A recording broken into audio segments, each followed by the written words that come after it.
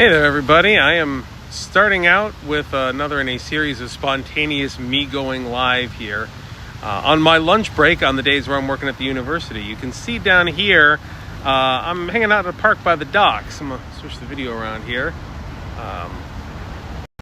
Now you can see me hanging out at a nice little park down by the fountain at the docks, and I wanted to spend a little bit of time just kind of chatting with y'all.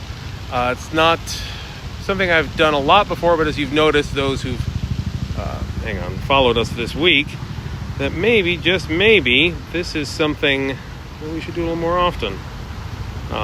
Just checking the settings there. Yeah, I've started doing this a little bit more lately, and sometimes we get people in here, sometimes we don't, but I don't know, maybe it gives you guys something to latch onto, because I'm thinking about you and want to chat with you, even if you all aren't around at the same time. So here's the thing. At the end of my last class, before I was heading out on my lunch break here, I saw a post about House Resolution 2616, which was passed by the House of Representatives not too terribly long ago, maybe as early as yesterday or the day before.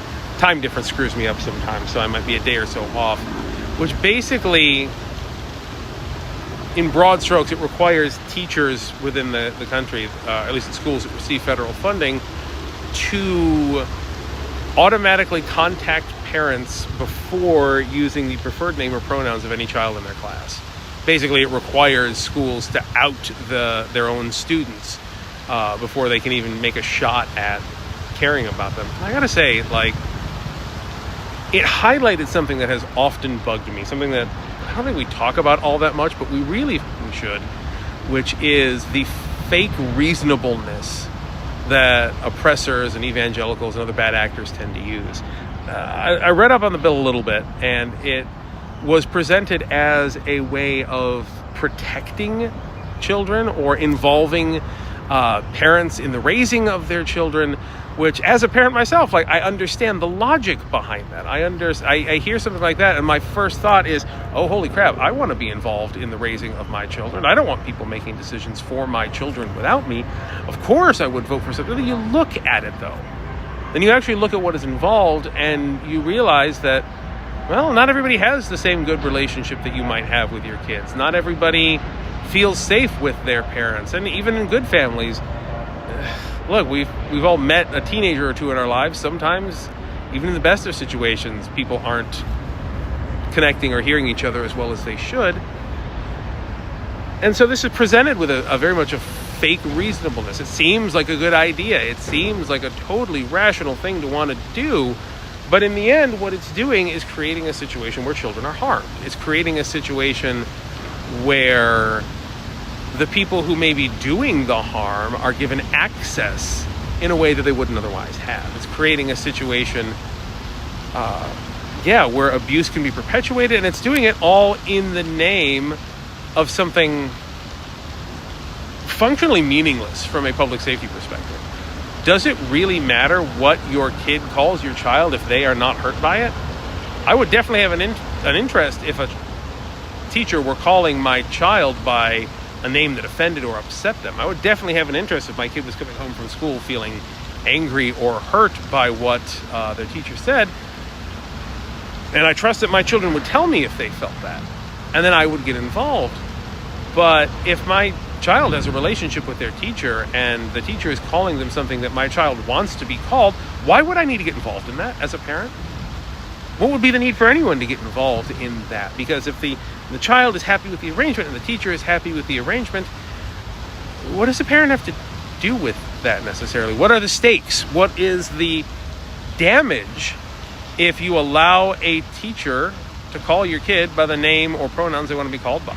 Whether or not you agree with anything related to the LGBTQIA community, you have to understand that is unreasonable. It is unreasonable to expose people to risk because you don't like the things that some students may want their teachers to call them. That's it. I mean, that is an unreasonable thing. But it's presented as being reasonable. And that's the damage. I've worked with evangelicals and, fascist types many times over the years. And that is always the way it's done. We expect them to rock up and to be just proudly, haha, I'm a fascist, I want to control the children. And that isn't how they do. Like, the oppressors don't seize their power by twirling their mustache. They seize it by trying to make themselves look good. Oh, God. The thing about love is it's effectively unreasonable.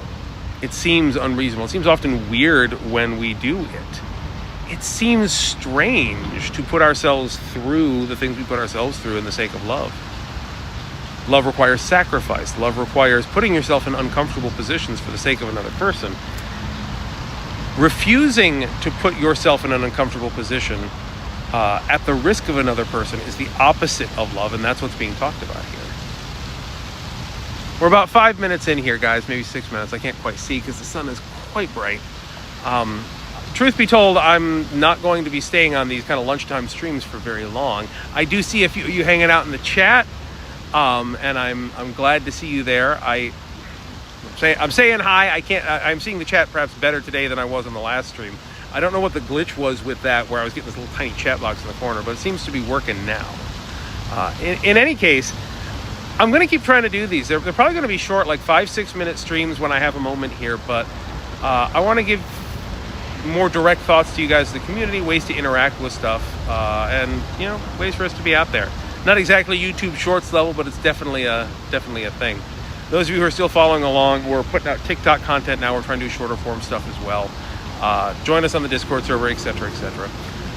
You all know where to find me. If you have questions you want to see me address in a future stream, pop them up on the Discord server. We've got threads and channels for that. Unfinished.love is the website. You can find the links to everything there. I gotta go. I am in the middle of my work day here. So, I'm still doing my other job at the university. So I'm going to be popping out here. This is going to be the end of this stream for today. So thanks for hanging out again. I hope I'll see you guys soon. I'm going to try to do a couple of these a week and just talk about one quick issue, grind it out for you guys, and go from there. I'm a bit inexperienced at this. I'm a 40-some-year-old guy who's only taken to live streaming solo from mobile just now. So, I'll get better at it as time goes along. So thanks for sticking with me as I try to figure this out. Have a great time, y'all. I will catch y'all later. Bye, y'all.